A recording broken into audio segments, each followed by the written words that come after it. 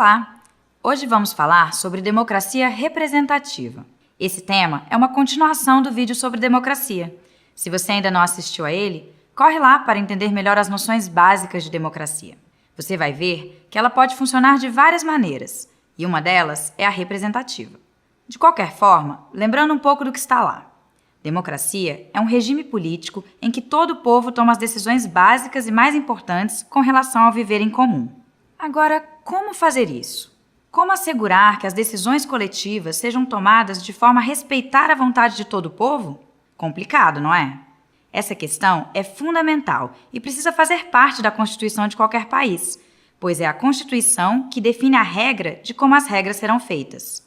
E, mais do que isso, garante que as decisões tomadas serão aceitas, ou seja, terão legitimidade.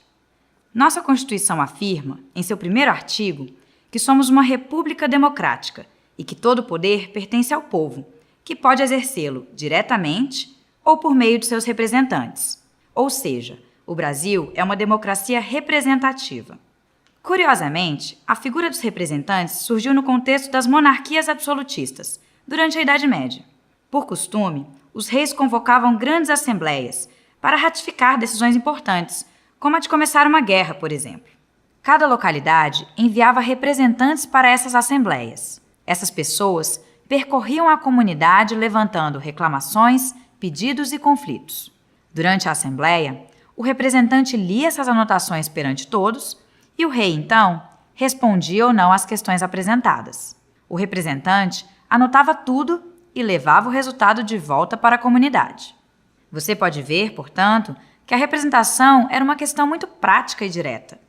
O representante era quase um porta-voz das pessoas de sua comunidade perante o rei. Esse papel começou a mudar um pouco quando os reis precisaram de mais recursos para o financiamento do Estado.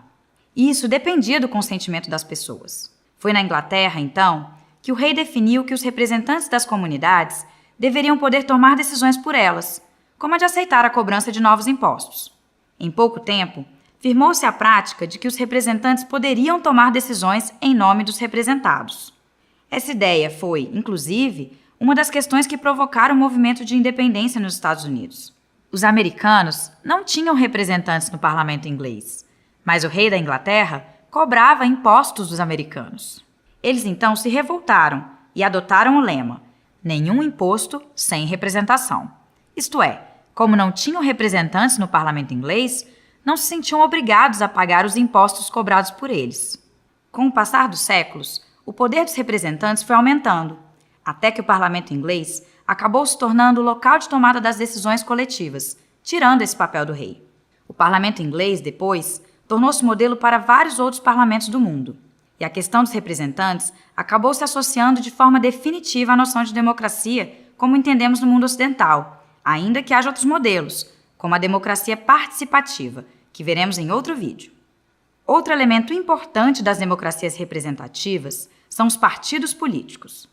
Como vimos no vídeo sobre partidos, são eles que organizam grupos que têm interesses comuns, tanto para facilitar o processo de escolha dos representantes pelo eleitor, quanto para lutar por cargos políticos na divisão de poder do governo. Vale lembrar que, no caso brasileiro, somente os filiados a partidos políticos podem se apresentar como candidatos nas eleições. Uma vez eleitos, os representantes vão compor as casas legislativas, câmaras municipais, assembleias legislativas, Câmara dos Deputados e Senado Federal. Nelas, vão debater e decidir as questões que afetam a todos. Diferente daquele representante na Idade Média, que praticamente era só um porta-voz das questões do povo, o representante atual é o único responsável por suas opiniões e decisões. E não pode ter qualquer impedimento em relação a isso. A Constituição diz que os representantes são invioláveis em relação às suas opiniões, palavras e votos. Logicamente, espera-se que os representantes mantenham um bom relacionamento com a comunidade e que tenham em mente em todas as suas decisões o bem comum. Essa é uma das questões mais debatidas atualmente. O representante é totalmente dono de seu mandato depois de eleito? Ou a representação tem efeito contínuo, ou seja, ela deve continuar ocorrendo entre as eleições, tanto por meio da prestação de contas do representante, quanto do processo de ouvir o que os representados querem. Atualmente, imagina-se que quanto mais próximo disso, melhor funciona a democracia representativa. Isso porque, apesar do mecanismo da representação permitir que muitas pessoas se sintam participando do processo decisório pela via da eleição, na prática, são apenas os representantes que efetivamente tomam as decisões. Por isso, a Constituição brasileira prevê que o povo possa participar do poder político também de forma direta, manifestando-se em plebiscitos e referendos, por exemplo. Podemos dizer, então, que a democracia brasileira é representativa semidireta, já que conta tanto com representantes de seu povo, quanto com a participação direta deles em casos previstos. E hoje em dia, são muito discutidas outras formas de participação do povo, tornando a democracia mais efetiva.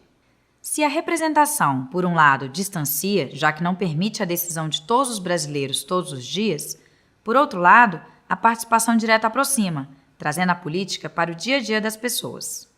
Então, recapitulando, democracia representativa é um regime político no qual o poder é exercido pelo povo, que elege periodicamente aquelas pessoas que considera capazes de discutir e tomar decisões sobre as principais questões que afetam toda a comunidade. E, com isso, estabelecer as leis e as principais diretrizes que afetam as políticas públicas. Ficou claro? Para saber mais, acesse a Escola Virtual de Cidadania em www.câmara.leg.br/EVC e nosso canal no YouTube em youtube.com/EVC Câmara dos Deputados. Até a próxima!